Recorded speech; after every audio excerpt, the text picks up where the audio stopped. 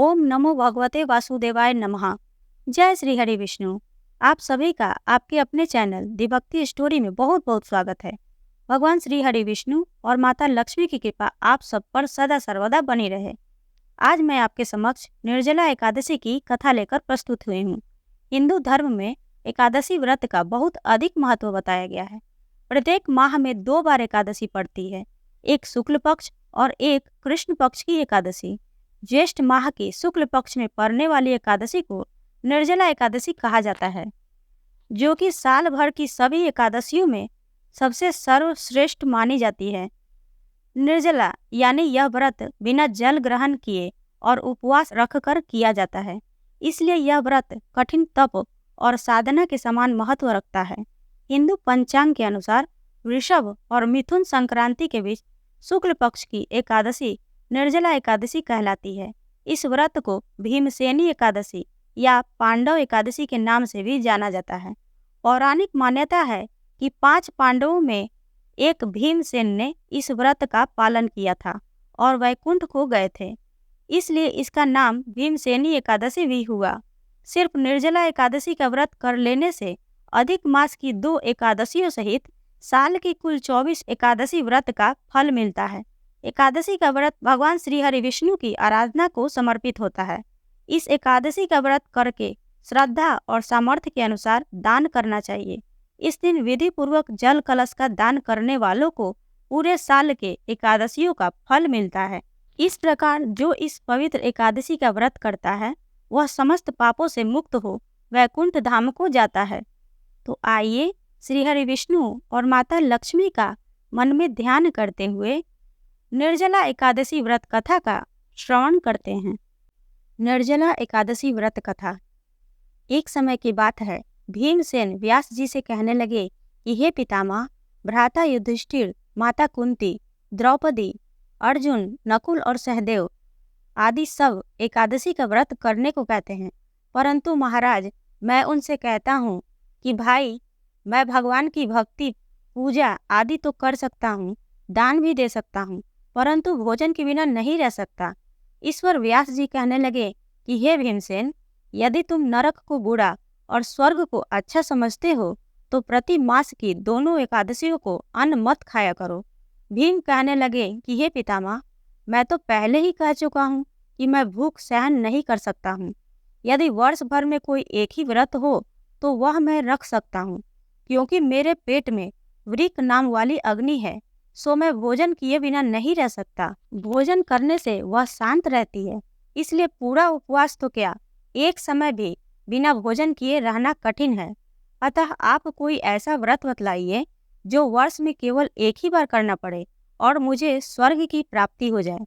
श्री व्यास जी कहने लगे कि हे पुत्र, बड़े बड़े ऋषियों ने बहुत शास्त्र आदि बनाए हैं, जिनसे बिना धन के थोड़े परिश्रम से ही स्वर्ग की प्राप्ति हो सकती है। इसी प्रकार शास्त्रों में दोनों पक्षों की एकादशी का व्रत मुक्ति के लिए रखा जाता है। व्यास जी के वचन सुनकर भीमसेन नरक में जाने के नाम से भयभीत हो गए और कांप कर कहने लगे कि अब क्या करूं? मास में 2 व्रत तो मैं कर नहीं सकता। हाँ, वर्ष में एक व्रत करने का प्रयत्न अवश्य कर सकता हूँ। अतः वर्ष में एक दिन व्रत करने से यदि मेरी मुक्ति हो जाए तो ऐसा कोई व्रत बतलाइए। यह सुनकर व्यास जी कहने लगे कि वृषभ और मिथुन की संक्रांति के बीच ज्येष्ठ माह के शुक्ल पक्ष की जो एकादशी आती है उसका नाम निर्जला है। तुम उस एकादशी का व्रत करो। इस एकादशी के व्रत में स्नान और आचमन के सिवा जल वर्जित है। आचमन में 6 मासे से अधिक जल नहीं होना चाहिए, अन्यथा वह मदपान के सदृश हो जाता है। इस दिन भोजन नहीं करना चाहिए, क्योंकि भोजन करने से व्रत नष्ट हो जाता है। यदि एकादशी को सूर्योदय से लेकर द्वादशी के सूर्योदय तक जल ग्रहण न करे तो उसे सारी एकादशियों के व्रत का फल प्राप्त होता है। द्वादशी को सूर्योदय से पहले उठकर स्नान आदि करके ब्राह्मणों को दान आदि देना चाहिए। इसके पश्चात भूखे और सत्पात्र ब्राह्मण को भोजन कराकर फिर स्वयं भोजन कर लेना चाहिए। इसका फल पूरे 1 वर्ष की संपूर्ण एकादशियों के बराबर होता है। व्यास जी कहने लगे कि हे भीमसेन, यह मुझको स्वयं भगवान ने बताया है। इस एकादशी का पुण्य समस्त तीर्थों और दानों से अधिक है। केवल एक दिन मनुष्य निर्जल रहने से पापों से मुक्त हो जाता है। जो मनुष्य निर्जला एकादशी का व्रत करते हैं, उनकी मृत्यु के समय यमदूत आकर नहीं घेरते, वरन भगवान के पार्षद उसे पुष्पक विमान में बिठाकर स्वर्ग को ले जाते हैं। अतः संसार में सबसे श्रेष्ठ निर्जला एकादशी का व्रत है, इसलिए यत्न के साथ इस व्रत को करना चाहिए। उस दिन ओम नमो भगवते वासुदेवाय नमः मंत्र का उच्चारण करना चाहिए और गौदान करना चाहिए।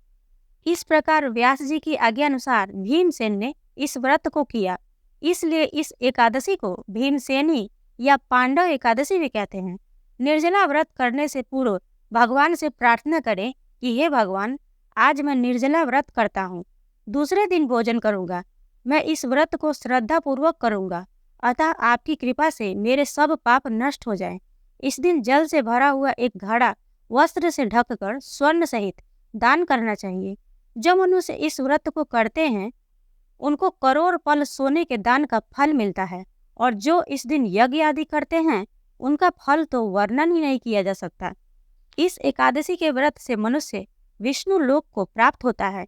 जो मनुष्य इस दिन अन्न खाते हैं, वे चंडाल के समान हैं, वे अंत में नरक में जाते हैं।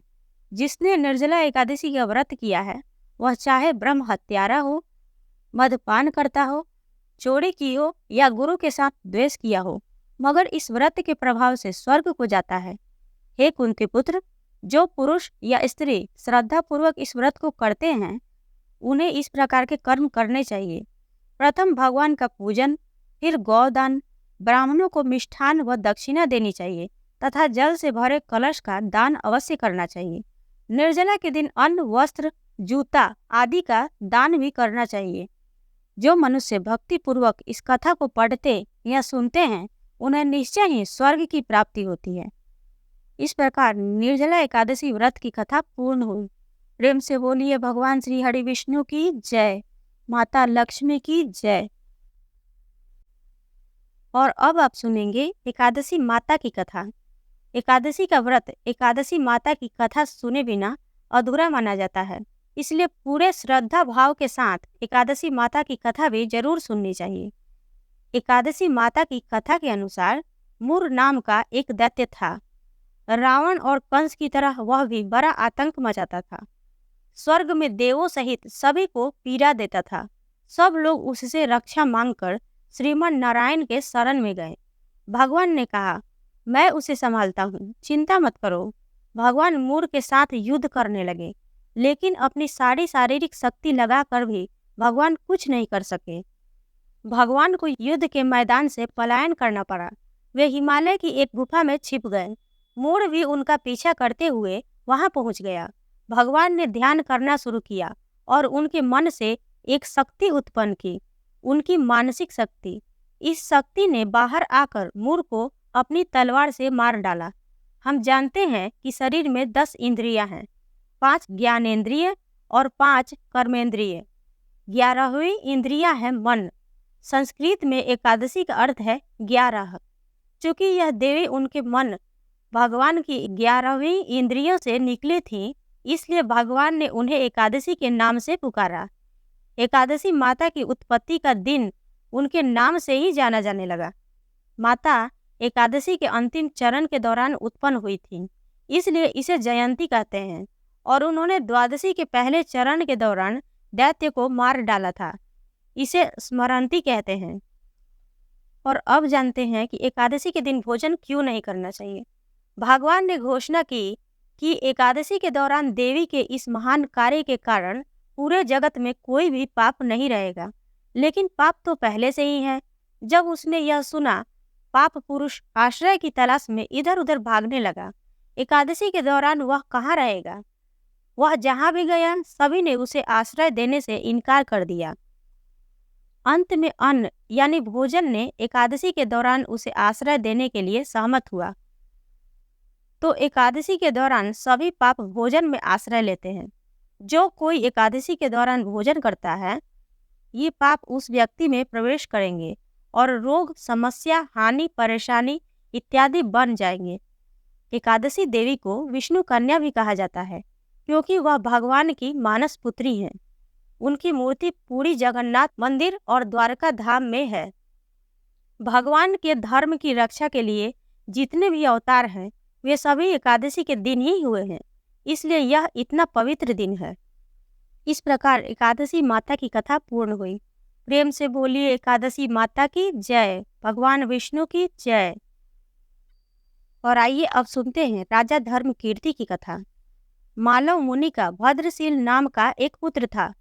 भद्रशील ने छोटी उम्र से ही एकादशी व्रत का पालन करना शुरू कर दिया। मुनि ने उन्हें ऐसा करने के लिए कभी नहीं कहा था। एक बार मुनि ने भद्रशील से पूछा कि उन्हें इस व्रत को करने किसने कहा है। भद्रशील ने कहा कि मैं कई जन्मों से एकादशी का व्रत करता आ रहा हूँ। आमतौर पर किसी को भी पिछला जन्म याद नहीं रहता। जब तक आप माँ के गर्भ में होते हैं तब तक आपको अपने पिछले जन्मों की याद रहेगी, लेकिन जन्म से ठीक पहले यह स्मृति मिट जाती है। लेकिन भद्रशील को अपने पिछले जन्म की याद उस समय भी थी। यह एकादशी व्रत की शक्ति थी जिसका वे पालन करते थे। वे एक पूर्व जन्म में धर्मकीर्ति नामक राजा थे। धर्मकीर्ति बहुत क्रूर था, उसे कोई पसंद नहीं करता था। ऐसा कोई पाप नहीं था जो उसने नहीं किया हो। एक बार वह अपने सैनिकों के साथ शिकार पर गया। उसने एक हिरण को देखा और अपने सैनिकों को उस हिरण को चारों ओर से घेरने के लिए कहा। राजा ने कहा कि जो भी हिरण को भागने देगा उसका पूरा परिवार मार डाला जाएगा। हिरण ने यह सुना और सोचा, बेचारे सैनिक, मैं उनमें से किसी को कुछ भी होने नहीं दूंगा। हिरण राजा के पास से निकल भागा। राजा ने हिरण का पीछा किया। सूर्यास्त होते राजा एक घने जंगल के अंदर फंस गया। हिरण कहीं दिखाई नहीं दे रहा था। राजा ने एक पेड़ के नीचे रात बिताई। उसने दिन भर में कुछ भी नहीं खाया था। उसे चारों ओर खतरनाक जानवरों के गुर्राने की आवाज सुनाई दे रही थी। वह रात भर सो नहीं सका। राजा ने डर से श्री हरि परमात्मा से प्रार्थना करना शुरू कर दिया। फिर सुबह होते ही उसकी मृत्यु हो गई। यमदूत आए और उसे यमराज के पास ले गए। यमराज ने पूछा, तुम लोग इन्हें यहाँ क्यों लाए हो? इनका स्थान वैकुंठ में भगवान महाविष्णु के बगल में है। लेकिन राजन, यह तो महापापी है। नहीं, वह सब चला गया। ये अब पवित्र है। जिस दिन उनकी मृत्यु हुई वह एकादशी का दिन था। उन्होंने दिन भर उपवास किया और रात में जागते हुए श्री हरि का स्मरण किया। उनके सारे पाप दूर हो गए, वे पवित्र हो गए। यमराज ने स्वयं एक स्वर्ण रथ बुलाया और राजा को वैकुंठ भेज दिया। जब लोगों को इस बारे में पृथ्वी पर पता चला तो वे सभी एकादशी का पालन करने के लिए और अधिक उत्साहित हो गए। इस प्रकार एकादशी की कथा पूर्ण हुई। प्रेम से बोलिए भगवान श्री हरि विष्णु की जय, माता लक्ष्मी की जय, एकादशी माता की जय। अगर आप सबको यह वीडियो पसंद आई हो तो वीडियो को लाइक करें, शेयर करें, चैनल को सब्सक्राइब जरूर करें। साथ ही बेल आइकन घंटी को दबाएं जिससे मेरी अगली आने वाली वीडियो का नोटिफिकेशन आपको समय से प्राप्त हो। और कमेंट बॉक्स में ओम नमो भगवते वासुदेवाय नमः लिखना ना भूलें। मिलते हैं अगले वीडियो में, तब तक के लिए जय श्री राधे।